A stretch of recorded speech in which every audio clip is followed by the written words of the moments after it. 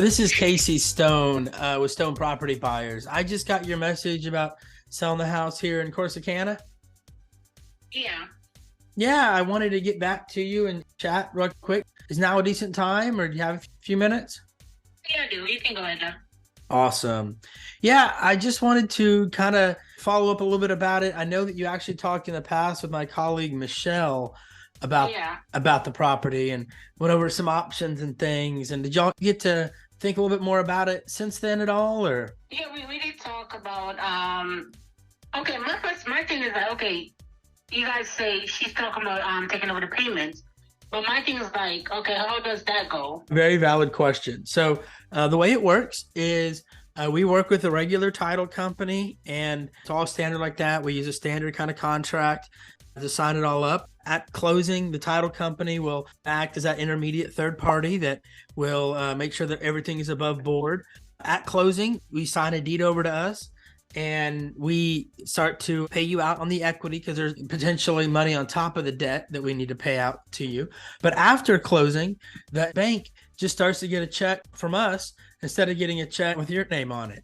And so we also move over the insurance. You become what they call an additional insured on the policy, as opposed to the primary, but you're still covered in that regard. But as far as like any kind of risks or things with the house, I mean, it's all moved over. So there's nothing kind of outstanding in that regard for you. It's actually become quite more common, almost standard compared to where it used to be. I've been doing that about 8-9 years now, but there's a line on the HUD, the Housing and Urban Development closing document, that says debt taken subject to, which is what this process is called. It is something where you just start paying on the loan directly to the lender, and they never know anything's different. The only way it's ever a problem is if we were to not know how to do the insurance right. That's the only time that lenders ever throw a curveball. It's called the due on sale clause, and I can get more into that later, but they only do that if we didn't set up the insurance right. So we've learned how to do that well. I also want to highlight that it's very easy to feel that by doing this, that you wouldn't be able to get another loan on maybe a future home down the road. Is that part of the concern as well? No, not really. Okay. So why would that affect me to get a future if I just write over the house to somebody else? Well, because if the loan stays in your name after closing, so it still does show on your credit report. Okay, so it still affect me. It's somewhat. So say that it's a year down the road and you want to go get a loan for another house. What happens? You go to your loan officer and they say, hey, we see this old loan back in Corsicana. And you're like, oh yeah, I sold that property subject to, and usually you give us back a shout. And the loan servicing company that we work with would provide a letter saying that we've been the one servicing and paying on that loan. During that meantime, you can show a document showing that you sold it. They end up counting it kind of like a rental property, where 25 or 30% of that debt actually counts towards your DTI. So it's not like the whole thing is showing up against your debt to income. The rule of thumb, they always say, is that if you would qualify for a new loan without the old one in place, you'd qualify with the old one in place. My years of doing this, I've only had one lady not qualify for a loan later, and she actually wasn't paying on her car note. And so she wasn't going to get approved anyways. But outside of that, I've never had somebody not get approved later for a home loan. It's a little bit trickier if it's a VA loan, but yours doesn't appear to be. So that's not as much of a complication. That even simplifies it for us in that regard. Okay, come my thing is like, why would it really ender me for the next loan if this is like, it's current? So why would it ender if that's the case? Your credit score is an ability to repay debt. And then that's one element they look at when doing a loan. They also look at your DTI, your debt to income ratio. And so they say, hey, you're making X number of dollars and you have Y number of dollars of outstanding structured debt. That then breaks out to a ratio. And most lenders, everybody's a little bit different, but most lenders want to be under the 30 to 40% DTI. Okay. And depending on how much money you would be bringing down and stuff like that can move that needle around somewhat as well. That's where it shows back up. It shows up on the DTI, which is why I think there's 163 out there. So they would say if we did this today, it'd be about 40 on your DTI, which when you get into ratios isn't a very big amount. And if we're talking 5 years down the road, that number is only going down as we pay on it every month. Yeah. And the reason that I brought all that up and throw it out there is that where the market is right now, it's a kind of a wacky place. Interest rates have been going up so much that the housing market has been cooling to being ice, and if not dropping quite a bit. And so a lot of people about their house a year or two ago, their house is maybe gone flat, maybe gone up a little bit, but not near what it was 6 months ago. Have you thought about maybe renting out the house for 6-9 months a year and hope rates drop and the market heats up again or something like that? You said if I thought about doing that? Yes, ma'am. No, not really. Being an absentee owner is not as easy as a landlord when you're not living close by, is not as easy as people think. That's probably one of the biggest groups of homes that we buy from are people that are landlord of 1, 2, or 3 properties. But it is an option you have if you ever wanted to. Because right now with rates, mortgage loans are at a 28-year low on new applications. So people aren't really applying for loans with where rates are because people aren't really buying. And like houses on the market, over 21% of them have multiple price drops on their listing, which hasn't happened in a very, very long time. It's definitely, housing is coming back, which is why us being able to keep that loan in place, to be honest with you, the loan almost has as much, if not more value to us than the home itself, because it's structured debt that we can just start paying on moving forward. I'm going quick. Any questions on that? The next thing I was going to kind of chat about is the way that someone in my shoes typically buys a home. Let's say that I'm going to go buy a house that we're going to fix up and do work on, like you always see in those fancy TV shows. What a real investor does, not like those in the TV shows. To say this, I'm a hypothetical situation. Let's say there's a house that's going to be worth $100,000 after it's got all new flooring, carpet. It's as pretty as any new build right down the street. It's all up to code, new carpet, paint, counters, all that kind of stuff. Really a pretty home. This hypothetical house is going to be worth $100,000. Well, an investor coming in to do a cash offer, they have to start off at 70% that value minus whatever they think the repairs are. So if they think it's going to take $20,000 in repairs to get to be that beautiful home, they start off at 70, and then they go take out 20 and offer 50 in cash. So the big question there is, why do they drop down to 70? Well, they do that because they have to pay closing costs when they buy it, all the title, inspections, appraisals, escrow fees, etc. And they have to pay holding costs for a couple of months while they're trying to get it to market and get it fixed. That's insurance and taxes and utilities and what have you. And then they have to pay closing costs again down the road when they resell it, realtor fees, again, in the same title, insurance, inspections, appraisals, all that stuff we just paid for earlier, and go through that again. And then also, hopefully, if they estimated correctly on their repairs, they have a little bit of a budget in there in case they missed that drain pipe that needs to be jackhammered through the foundation, which ask me how I know kind of thing. And so that's why they do that. But to be honest with you, about 9 months ago, a year ago, the rule of thumb is 70. About a year ago, they were really buying at 75, 78 because the market was growing so much that they could count on appreciation in 3 or 4 months to help give them a buffer. Now it has swung the other way where investors are buying at 65, 63 because they need a bigger discount, because in 3 or 4 months, the house can be worth even less. So that's how a typical investor does it. And another big reason they take that big drop is the financing cost, the cost of capital, because when an investor borrows money, it's expensive money. So that's why by us keeping that loan in place, it saves that problem. Your home, from what I can tell, it looks pretty already and in good shape. So the repairs aren't significant, but usually you still need paint and stuff like that, but not a big deal. But it's the loan in place that really gives a lot of value, that gives us a lot of flexibility, on it. And because we would do it that way, it also allows us to be uber flexible, meaning that we could contract today, hypothetically, and then we could close in a month and a half, 2 months, kind of whenever you say go kind of deal. We don't have to hold to you said on the 15th, we got to be done on none of that. It's flexible. We're not having to hold a big debt, and our risk is under control to where we can do it kind of whenever you say jump, which is nice because then a lot of times people are like, you've got the safety net where you can go ahead and start looking for the next place or whatever you want. And then when you do find it, you can just shoot us a text, say, hey, you've already got your ducks in a row, Casey. Go ahead and let's pull the trigger in 2 weeks. Great. Thanks for letting me know. We will get the things moving and we'll be ready in 2 weeks when you say that kind of thing. Where are you looking to move? You said out of Texas? Yeah, I'm trying to go to Atlanta. To where? I'm sorry? Atlanta. Oh, yeah. Oh, man, that's a big city. It is. And I've been out there a couple times. I was actually there about 10 years ago when they had a random weird tornado come through town. So I've always been scared of Atlanta because I happened to be in the hotel where a tornado hit. My closest experience was in Atlanta. So I've always I always get goosebumps thinking about it. But Yeah, but in Texas is more crazy weather than anywhere else that oh, I've been in. that's true. That's for sure true. That's why it was so weird. That's because I've lived in Texas my whole life. So that's why it was so weird that my one random, all my friends were like, "You're not allowed to come back to Atlanta, Casey. You brought that crazy ass Texas weather with you." You jinxed the shit. I think I did. I think I did. Yeah, yeah, definitely. What kind of timeline do you think you'd be on to maybe doing something? I'm trying to wait for the school year to finish. I don't want to take my kids if they don't test about to come up for them and they are testing, so I'm not trying to uproot them like around that time. So it's supposed to be out in May.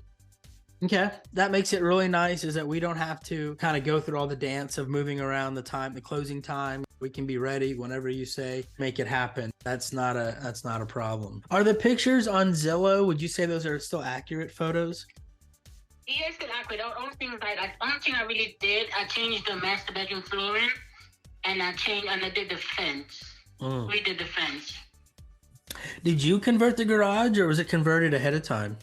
It was a converted at a time. Okay, so that's included in the 1672 square feet? Yeah, I think so. Awesome. Awesome. Okay. And you have no pool, I'm right? No. And a driveway, one story. Beautiful. Okay. Kind of, you're the pilot in control of it all, of what's going on. So, I mean, it's kind of your movement. The other side of it is debt. So that's 160 something of it. I'm going to guess like 162 is. Yeah, close to 153, yeah. Yep. Okay. And is it current right now or is it behind a little? No, it's current.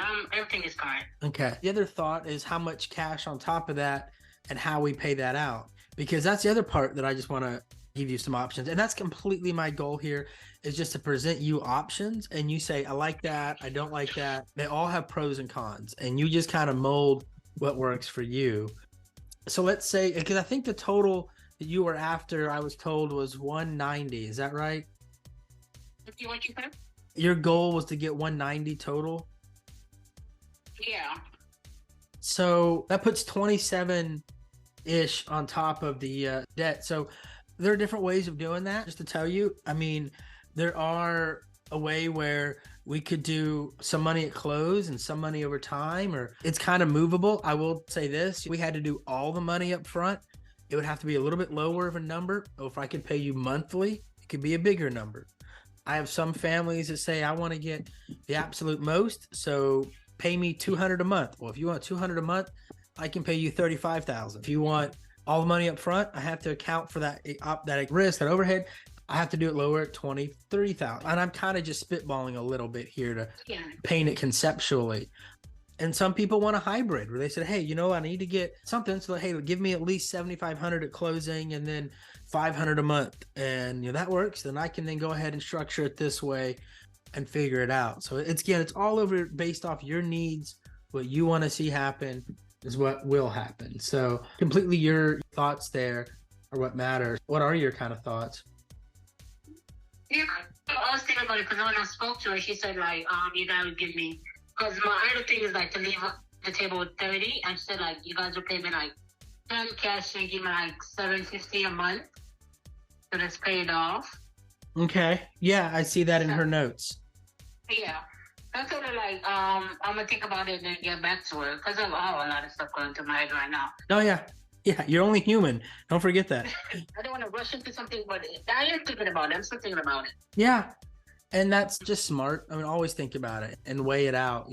We're always there. We pride ourselves on being that friend in real estate. My goal is when it's all done, you enjoyed us as much. We earned the right to get a 5-star review from you on Google. I mean, it sounds kind of corny, but it's really important because we live by our reputation. And yeah, I understand that. It really does matter. And somehow that's been lost in society in the last X number of years. And it doesn't have to be. Everybody can win if we just do it right. So sometimes doing it right's even easier. It's what's surprising to me. Well, good. So let's do this. How about I'll make a note of our chat and then maybe I give you a follow-up in what? A week? Okay. Yeah, a week or two. Okay. I have the next question. So my thing is you guys are going to be the primary owner and all that. So So if you guys fall short, then you're gonna fall back on me. So if we fall short, we don't pay the mortgage amount. I figure, yeah. Yep. Okay. Fair point. So if that were to happen, a couple things would take place. So one, I'll get a little bit more into detail. So we don't actually pay the mortgage directly. What we do is we have a third-party loan servicing company that takes the money out of our account, pays the underlying loan, and then reimburses us with the money that either comes in from the tenant or the buyer or whoever's moved into the home, right? So even if, let's say, it is being rented, or what we do a lot of is we actually finance for people that don't qualify for bank loans. And so, like that divorced mom who had her credit destroyed or what have you, and yet she has a good job, we can do financing for her. So that's the payment comes in, the loan servicer reimburses us. So, but let's say that person that bought the home doesn't make their payment. Well, it doesn't really affect anything because the loan servicer is still pulling out of our account. But let's say that somehow we go out of business or something. Well, then a couple things. One, all the money that we've paid you is yours to keep. All the money that we've paid down on the debt, or let's say this happens in 10 years. So in 10 years from now, when the debt's down $30,000, $40,000, so there's a lot less owed on it, it now gets, the loan servicer holds what we call a deed in lieu on their side. So it was part of the note that we signed where if we do fall behind and we go into default, that you can get the property handed back to you, and then you could then sell it on the market with less debt on it. And so we always say that our worst case kind of becomes your best case, because you get a house back that's been repaired, you've been paid on it, and the debt is less, where you can go get another bite at the apple kind of theory. And I guarantee you, if you were ever in that scenario and you went to a realtor to go list it because you live in Atlanta, especially in Corsicana, they're going to be able to get you another good chunk of money if that were to happen. So the other side too is the other person that's at risk in this hypothetical is actually that single mom that I mentioned, because she may be paying her bill, but let's say that we can't pay or what have you. There's even a clause where she can pay your loan directly if we can't pay your loan. It's pretty much going to go to a couple tunnels before it even fall back to me. Right. There are multiple safety things in place to never let that happen. And the way that we're structured, we have a couple hundred of these notes. Right now, we're at a 62% fill rate, meaning that if only 62% of our notes pay, it covers all of our outlying debt. So we would have to have over 40% of our loans all default all at once. And that would be kind of an unheard of thing in order for the money coming in on the notes not be able to pay all the notes. Because even if we couldn't pay it, all the other 180 or 200 we have, but all that revenue could also be used to pay the note by that loan servicer. And that's why that loan servicer is in place, and it's not us directly. It's another third party that's really acting as a referee, I'll call it. They actually withhold from us, just to tell you, they withhold from us 3 months of payments right when we get on a new loan before they pay us back. In case something weird happens, they've got an escrow that they can pull from to pay the underlying debt and never skip a beat. There are multiple, some little, some big, different things in place to make sure that that never comes to be a problem. Well, hey, little one. But yeah, so what I'll do that, I'll shoot you a call maybe in a week and a half, just see how you're feeling, and let's just keep chatting. I mean, it is a lot to digest. I don't know if you've had a chance to go look at our reviews. Really do pride ourselves on that, and we look forward to earning the right to get a 5-star from you as well. I hope to make you so happy and treat you so well that you look forward to giving us a 5-star review. I mean, that's kind of the goal. So how about I set a reminder on my side and give you a call in a week or so? Okay, cool. No problem, no. I appreciate it, ma'am. You have a good rest of your Friday and a good weekend, okay? Thank you. Bye-bye. If you have questions about real estate investing, owner financing, or any other aspects, don't hesitate to shoot us a message or make a comment on a video.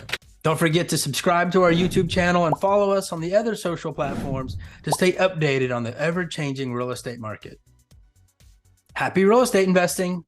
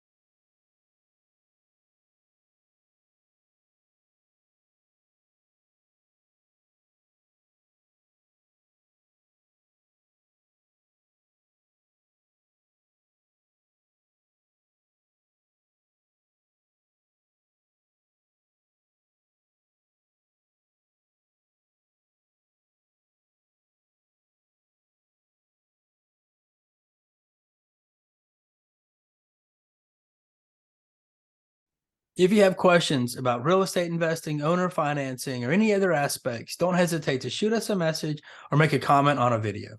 Don't forget to subscribe to our YouTube channel and follow us on the other social platforms to stay updated on the ever-changing real estate market. Happy real estate investing!